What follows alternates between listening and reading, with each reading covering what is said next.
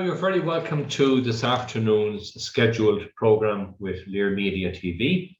And my own name is John Prendergast from the What Matters programme. Just to say a very sincere thank you to Pat Barry and Dr. Mary Honan on the launch of their beautiful new premises in Steamboat Quay in the heart of Limerick City. It's great, actually, it's absolutely beautiful. And it's, as they say, it's onwards and upwards, and many new exciting developments taking place here over the next couple of weeks. So thank you to Dr. Mary Honan, to Pat Barry, and watch out for the listed schedules of programmes. We have the history programmes with Tony Brown, Tom Donovan. Pat and Mary will be doing different types of chat programmes as well, along with many other great people from Limerick City and County in relation to music and all the various types of music as well. Such a huge demand from viewers and listeners at home and abroad. And as the saying goes, whenever you need us, we are here. And that's the logo of LiR Media TV. So just to kick off today, I was watching a program there presented by, I think his name is Declan Courtney, on RTE last evening.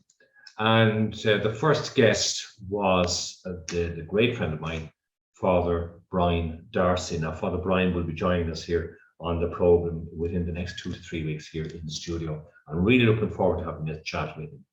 But he started to exemplify and go through the history of going into the novitiate, the Passionate Fathers. And I actually could relate to that so well and so clearly from what he was saying, because I was a novitiate trainee in the Legions of Christ many years ago, care to remember, but many years ago. So I know when he said about getting up at 4 o'clock in the morning and going for prayers, meditation, breakfast, bed, work, prayer, and all of that. But the part that really worried me about the Passionate Fathers was the self-mortification, we'll call it, flagellation, I think they call it. And that really worries me. I know it's part of humility, it's part of signifying your empathy with the 5 scourges on the cross. But all of that said, we are human beings, we are men and women, and the great men and women out there in the church today that do fantastic work in the communities by way of service to bereaved children. I want to say a very special hello to a very good friend of mine, a great lady in the church, Sister Helen Culhan. And we hope that we'll be talking more to Sister Helen in the very near future, in the next week, 2 weeks as well, about the great services that are provided there in the Child Bereavement Centre in Limerick City. Also, going through what Father Brian Darcy had to go through, he said something that was very important. He said it wasn't a development or a spiritual stay in the Passionate Fathers, which he still is. It was a cult, because eye mortification, you couldn't look at a human body. You had to sort of keep your eyes to the ground, looking inward. I mean, I think that is mind-boggling. I mean, we had the same in the Legions of Christ as well. I'm sure I don't want to be boring you with all the details, but it actually, when I look back on it now, I mean, you had a visit of your parents and family once a year. You were totally devoid of your friends and family and everything. And I just feel all of that is all wrong. It's taking literally, take up your cross and follow me, to the very spirit of the letter. And I just feel it's all wrong. My own feeling is, and this is only a personal feeling, having gone through it and having listened to people like Father Brian Darcy, I just honestly feel that if Pope Francis, with his great visions, where previous popes could not do it, if he could open the church to more laity to become priests and nuns without the self-mortification and without the self-sacrifice, and bring in the priests that have left the church who have since got married, can you imagine the great quality and gifts that these men and women could give back to the church to build it up again. And maybe that will happen. But he did say there was another program there by Joe Duffy on I can't remember the name, but it was on last night on Sunday night's program as well. And he was interviewing a very well-renowned and famous actress from Hollywood. And, you know, she was saying that, you know, the normal question, like that great man Gay Byrne used to say, what if you went to the pearly gates, what would you say to God if he was standing in front of you? And what she said was, will you please stop the killing of people on earth, all in your name? How true it is. We have Christians slaughtering Christians, we have Muslims slaughtering Muslims, we have Christians and Muslims against each other. And there is absolutely no peace on this planet. Look at Afghanistan, look at Kabul, look at the slaughter that has gone on there. So it needs a turning point before it's too late. And I just feel that if there was more dialogue between the relevant religions, Judaism, Islam, Christianity, that we could have a pathway to peace, reconciliation, and a better social justice for men, women, and children right across the planet. It can be done. Look what happened in Northern Ireland. The very same thing. Centuries of bitterness, war, and then now, fragile as it might be, but we still have peace and no slaughter. So it can be done with goodwill. So look, fingers crossed. Something that came across on my view of the papers the other day, and it actually worries me. It says workers, this is a very good article written by Anne-Marie Walsh, who is the industrial correspondent of the Irish Independent. And she goes on to say, workers face a series of PRSI hikes in the coming years to help fund a government delay in increasing the state pension age under new proposals. Now, just take a listen to this.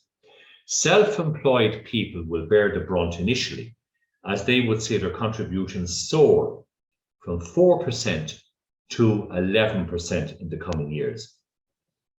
Other employees will also take some of the pain from rising PRSI rates, although these would not kick in until the 2030s. A confidential draft of the Pensions Commission's report, seen by the Irish Independent, shows future generations of worker and employers will be hit by increases if its recommendations to fund the state pension scheme are adopted. Now, I want to expand out on that a little, if I may. The pension scheme contributory at the moment is a measly $248 per week. Now, remember, to get that, you must have many, many, many years of contribution of PRSI. So if you don't qualify for that, you get the next non-contributory pension, which I think is about 211. That equates to roughly between 11 and 12,000 a year per annum for people who have paid their taxes, worked all their lives, and this is what you have to live on goodbye. This is so unfair because I'm not hitting at the politicians in one way, but as an example, their pensions are nearly 12,000 a month, or maybe a little less. So you can see the differential between the two. And I think the political parties, all political parties, right across the Republic, need to knock their heads together and do something with imagination to increase the living standards and capability of people on pensions. It's far, far wrong. And here was another idiotic, stupid decision by the government during the pandemic to bring in the PUP payment.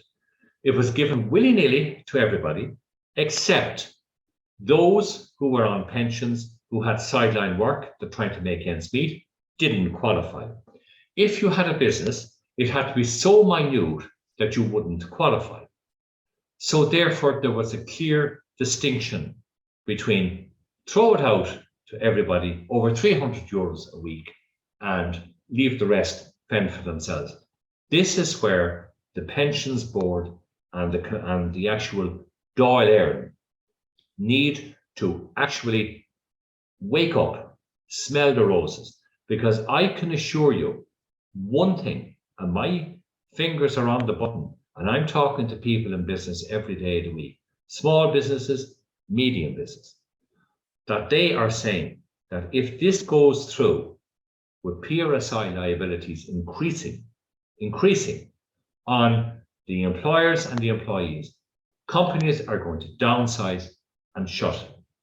So we have a serious problem coming down the line. So don't use the actual, how would I say, state pensioners who receive a measly $248 or $211 a week to fend for themselves. Don't use them as scapegoats. And every time we have a budget, we hear this ramation of going on and talking about, you know, a €5 a week increase is going to cost the exchequer 12 million or 100 million or whatever the hell it is. But the people making those decisions don't have to live on 248 or 211 per week. That is the problem, folks. It is so unequal and unjust. That is another reason why there is such public annoyance, distrust, disgust with our political system presently. It's as simple as that. It is not working. The political system is not working. And if you take the recent debacle, we'll call it, of the short-lived appointment of Catherine Sapone, who had an ambition, and nothing wrong with that, to go to the UN. Capable woman, nothing wrong with that. But the fallout now is between the Taoiseach, the Taoiseach, and the Minister for Foreign Affairs. And it's going backwards and forwards and backwards and forwards. Now, here's another thing that I want to expand on today. And I'd love your views if you could send them in to LiR Media TV or What Matters program in association with LiR Media TV. I just feel this is very, very wrong.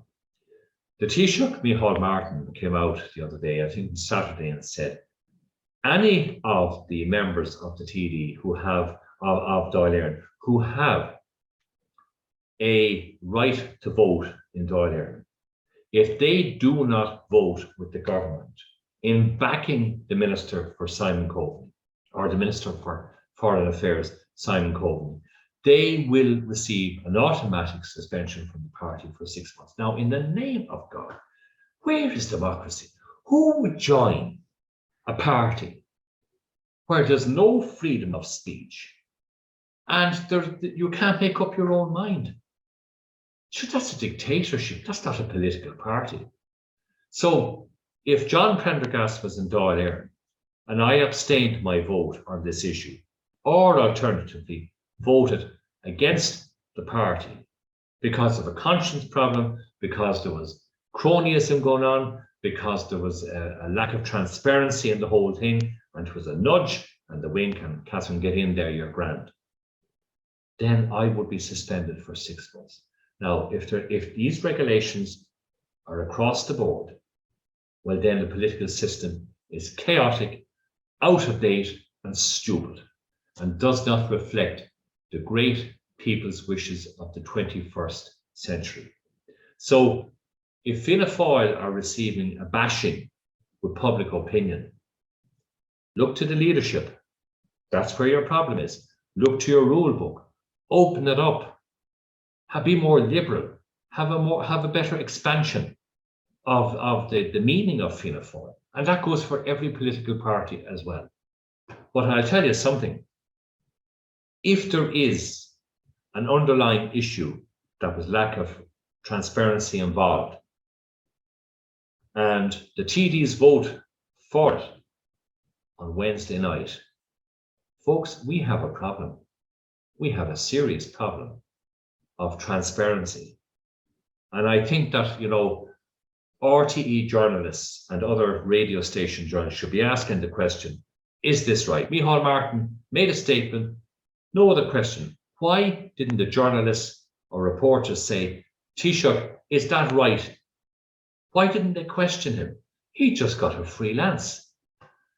I don't know, folks. I honestly don't know what this country is going to go.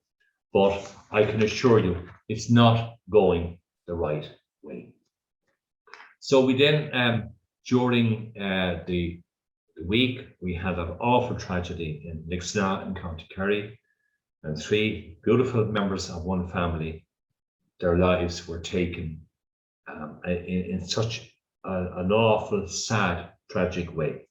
We send our condolences, our wishes, our prayers to the people of Lixnaw, to the extended family and friends of the O'Sullivan family. And it's just going to take a long, long time before anything can actually be normal again, because this affects everyone in a community, both young and old alike. Now, I just want to come to road safety, if I may, because I just feel that there is something very, very seriously wrong on our roadways. Just to give you an example, there have been 24 lives lost in 1 month, 30 days, 24 great, valuable, lovely lives gone. A groom about to wed, a family of 3, a teacher on holiday, and many, many more. Folks, I'm witnessing it every day. I go from Glynn to Limerick, or Glynn to Tralee, and I see cyclists on the road who have the right to be there, and the nearest thing to being clipped by speeding cars and vans and nearly catapulted into the ditch. I saw it twice actually in 1 week. And I just feel that we all have to take responsibility on this, because this is a very serious situation. Our roadways are dangerous. The conditions on our roads are appalling. God knows, go up O'Connell Street in Limerick and your car is going this way and that way, this way and that way, and other places as well. Then you have drivers out in front who are not taking account of the drivers behind. I saw this yesterday. I was on the road yesterday from Glynn to Askeaton, and there was one car out in the centre of the road and about 15 cars behind trying to go zigzag to get out. So look, all I'm saying is to drivers like that, will you cop on? There's a lay-by. Have courtesy. Move in and let the cars go. This will mean less accidents, less serious injury, and less fatalities on the road. And do remember, if you see cyclists on the road, the law has changed and they have a right to be on the road. I always thought they did, but seemingly the law was more balanced in the favor of cars and trucks. We need to be very, very careful on this issue. Our roads are lethal. The conditions of the road are appalling. And we're paying road tax every year. We're paying high motor insurance premiums. God knows somebody is making money out of the ordinary private motorists in this country, but we're not. We get bad roads, bad quality of everything. And then they stick us with this emission debacle and more conmanship really about high emissions, low emissions, and all of that. It's just a big, big con game. And as weeks develop on this radio station, I guarantee you I will be able to produce the evidence of such as well. A lot of red faces, but so what? The private motorists in this country are sick and tired of paying high VAT rates on our fuel, high VRT, motor tax, high motor tax, and on top of that then, what have we? We have more insurance premiums that are not coming down.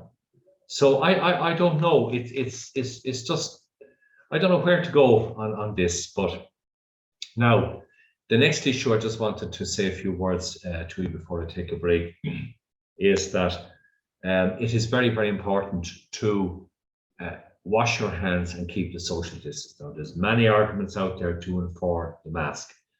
I wear a mask if I'm indoors with people out of respect to them, but by God, am I suffocating? I can assure you, because of my major chest problem.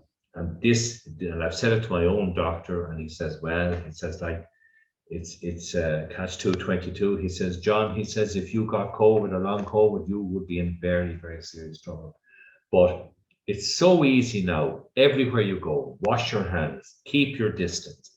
Any of the interviews that I'm doing every second day out in the outside broadcasting are all protocoled. They're all safe distancing. And it's simple to do, folks. It's simple to do. Just let's put our heads together. But there is one difference of opinion. You see, I'm confused here. And the situation is very simply this. NPHET are coming out with the NIAC and the government are saying that the indications and the indexes are going the right way and that things are peaking, etc. But yet we have 14 or 15 or 16 or 1700 cases per day. Now, that's a matter of opinion about who's right, who's wrong, or what we determine from the information. What the worrying aspect is long COVID. Long COVID is increasing. There are tens of thousands of people with long COVID of all ages. I've seen 2 or 3 of them on the television gasping for breath, their whole immune system wiped out. And as one lady said there recently, a 46-year-old, she feels like a 96-year-old. She can't participate, she can't work, she can't socialize. This, folks, is long COVID, and we have to avoid this. And I feel that it would be more opportune and more responsible for the media out there, including ourselves, to actually talk about long COVID more than people coming on RT and the other radio stations and talking about, well, the indexes look good and percentages this. But people don't want to hear that. We're sick of hearing that. Talk about long COVID. And I can assure you then, with the message and the proper message of long COVID delivered to the people, people will start to wake up and say, hey, we need to do something here. We have it in our hands, literally, pardon the pun, the actual washing of hands, the safe distancing, and I think now that is a very, very important factor. Now, there is no guarantee at all that the vaccination program is not going to wipe out COVID, forget it. And it's not going to do anything for anybody's health. It's just going to give us a better resistance or fight against this.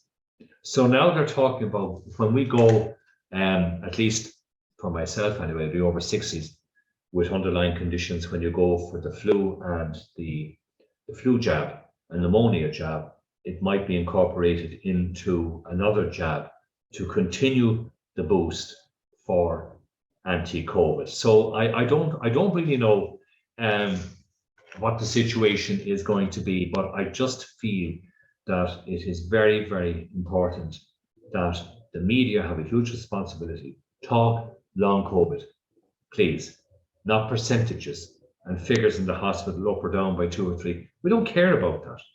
And I don't mean that in an insulting way, but it's irrelevant to the daily living that we have every day. It's very, very simple.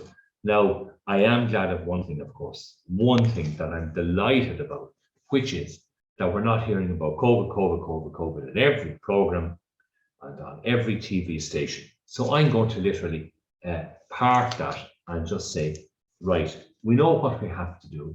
We know COVID is going to be here for many years to come, with new strains coming on online, and this is going to be a big, big problem for public health right across the world. So to avoid further lockdowns and restrictions which need to be lifted immediately, we have it in our hands to actually do this and get on with our living. That's simply that. Now, I was delighted to meet Sarah Beasley, a very good friend of mine, and she took me out to a place called College Court in Limerick City, near just opposite the campus of the University of Limerick. Folks, seriously, what I saw there was reprehensible. I mean, the dirt, the filth, the beer bottles, the actual cans of beer that were left there, half opened, half full, spirit bottles. every type of spirit, whiskey to gin, vodka, and it was appalling. A beautiful, beautiful place, College Court. Very quiet for a while. And the guards are actually trying to regulate it now. But what was seen there, and Sarah, and delighted too that Eric was there also, who showed the whole thing to me. And, you know, it's appalling now. You'll get all of that interview up on my own page, What Matters program with John Prendergast. It has been there, and thank you indeed for the major feedback. Now, there are a number of people in College Court that want to come on and to talk about this because they are disgusted and they're not being listened to. They're ratepayers. That is their home, and they should be entitled to go to sleep at night or live a normal life if they're retired, semi-retired, or working people. It's an absolute disgrace, should not be allowed. So if this happens within the university regime, well then some hard questions have to be asked and some hard solutions have to be found. Like, it's very easy to say it's not the university's fault if somebody gets pissed, pardon my language, drunk outside the campus and disturbing people's right to live. Well, it is actually morally. So unless there is a proper regime brought in by the university, you know, that a lot of people have said to me they're sick and tired of the university out there. It has a very bad name, etc., etc. But I don't want to go into that now at the moment, but I will in the next program. But I just want to say to students, you have a responsibility to the people around you for COVID and for everything else, and for a normal living experience by the people in College Court. And that goes for every College Court right across the country as well. And, you know, if there's no cop on there, well then, you know, grants should be taken back. And if they're away from home, we know people want to party. That's normal. There's nothing wrong with that. That's great. That's living. But to a certain extreme.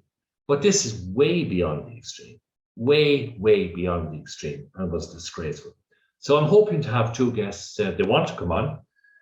They rang me today, and we will be organising that for the next program to bring them on and just hear what they are going through.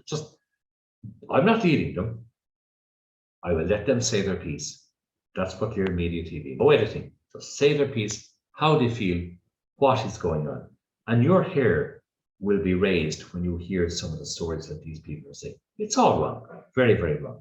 Thank you also to Sarah Beasley herself for bringing me up to Ross. And it's a lovely green area and great people living there, but the housing crisis in Limerick is really, can I use the word called an epidemic? Because she told me of, and on air, and the program is there, she told me on the program about a family, a mother, two children, desperate to get accommodation, a sick child, no home, no chances of even getting a home. So regardless of the circumstances around it, people with children or themselves need a roof over their head. And it's a sad reflection in Irish society that we have billionaires in this country, millionaires in this country, and we don't have a socialist type of government that would bring down higher taxes on big winnings, huge accounts, and plough it in. There is the solution, not this willy-nilly of a plan. Sure, Micheál Martin had plans when he was Minister for Health, and they're about that high, and nothing done over the years. I look at the state that the health service is in at the moment. It's just tinkering, and it's like the budget as well. There is no initiative, but mark my words, there will be initiative, all right, in the wrong way, coming up in October, next month, in a few weeks' time. And the point is that somebody is going to have to pay the piper.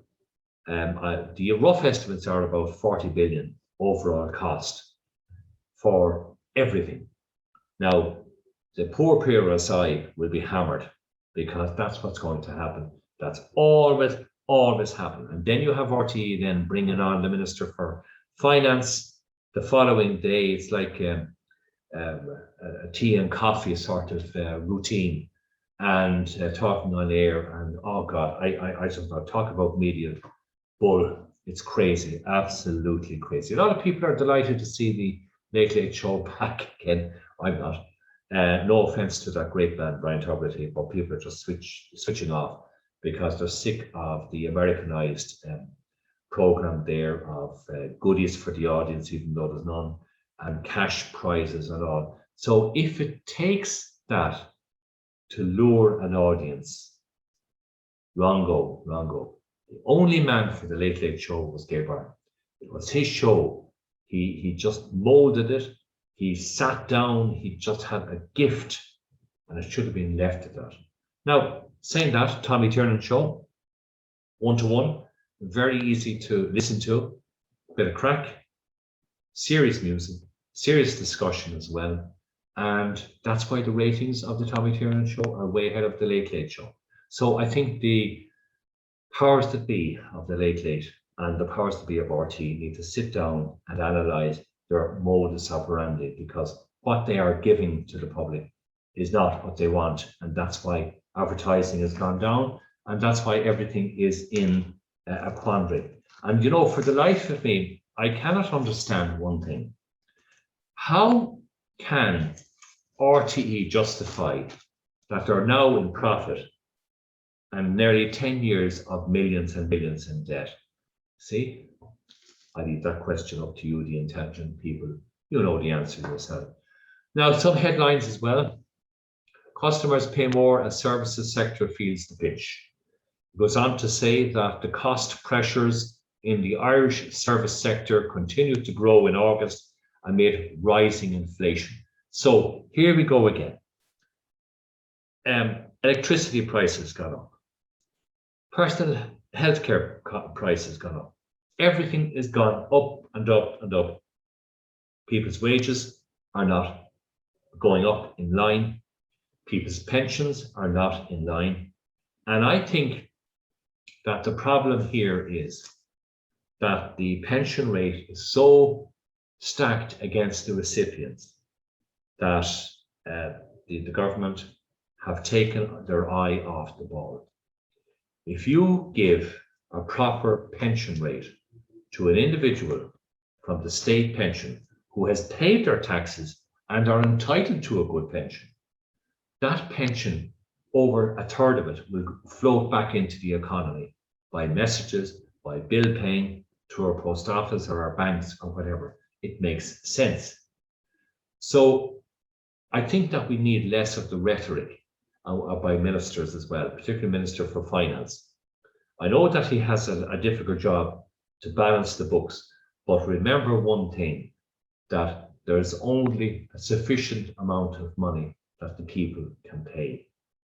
And I can assure you now that the ECB, that's the European Central Bank, hawks warn on inflation risk after it hits a 10-year high. Higher cost of living, wages not meeting it, deficits, then it goes down to total loss. Then more cutbacks, more unemployment. It's coming down the line. And I think that the financial forecasters who forecast this on a daily basis, and all they do is say the stocks are up and up, they have lost the plot. They're only there for one agenda, to keep the profits for the shareholders, not you or I, shareholders. That's all they want, that their profits continue to grow and grow and grow, and to hell with you or I. And that is the actual problem. So I just hope, and one thing that I really hope is, with the Taliban now in charge of Afghanistan, that if negotiations can take place, that flights which are now starting to come in, and I know that some of the special services from Pakistan are in there trying to get the infrastructure up and running, the airport up and running. So hopefully we will be able to see a new Afghanistan and new employment for the people there, which they richly deserve. And maybe the Taliban could be the right type of government, provided provided on one thing, that men, women and children, particularly women and children, are allowed practice their religion, no matter what it is, and be educated, that there is no discrimination against them. And I think that is very, very important. So let's hope that the olive branch, as they say, sent out by the Taliban, will be reciprocated now by Europe and by America. This is a golden opportunity, like what happened in Northern Ireland. We keep going back to it because we had hundreds of years of strife, of famine, of guerrilla warfare, uprising, in the whole thing. But yet now we have a peace where people can actually live in some normality and investment for employment purposes. This is what the people, the ordinary people of Afghanistan deserve. And let's hope that the powers that be can bring the investment into Afghanistan and this 20-year war can stop and people build up their lives again. I think that is very, very important. So I'll be back with you later in the week. I hope to have two guests in studio here from College Court who actually want to talk specifically and plainly about their experiences of what is actually going on. And we say well done to the Gardaí, who are trying to keep stability in a private residential area. And we shouldn't have the guards out there. People should have actually enough common sense to realize their social responsibility. I leave this with you about a very good headline in the Irish Independent by John Downing. And it's very, very simply this. As we approach Wednesday night and the vote of no confidence in Dáil Éireann to do with this Catherine Savone affair, it goes on to say, if Simon or Leo was an EU commissioner with all of this going on, odds on they'd be gone by now, just like what happened to Phil Hogan. Bear that in mind. Watch the voting strategy and then see how insincere and lack of transparent to the ordinary public, Joe Soap, are these politicians to you. You need to know this because this is what's going on right under your very noses. And with that, we hope, and we sincerely hope as a republic, your republic, mine, it's not theirs, we're all part of the republic, that we can get a proper social system in place where people will have basic accommodation, basic pensions that they can live on without having to borrow and borrow and borrow. Fingers crossed, folks. I'll be back with you again with another program on Wednesday and Thursday of this week. So from Pat Barry, Dr. Mary Honan, and myself, John Prendergast, here in the What Matters program with LiR Media TV, do take care, and please, please, please, take care on the roads. They are lethal at the moment. The conditions are disgraceful. And just stay safe until we talk again. Go to Míle Magat agus Slán.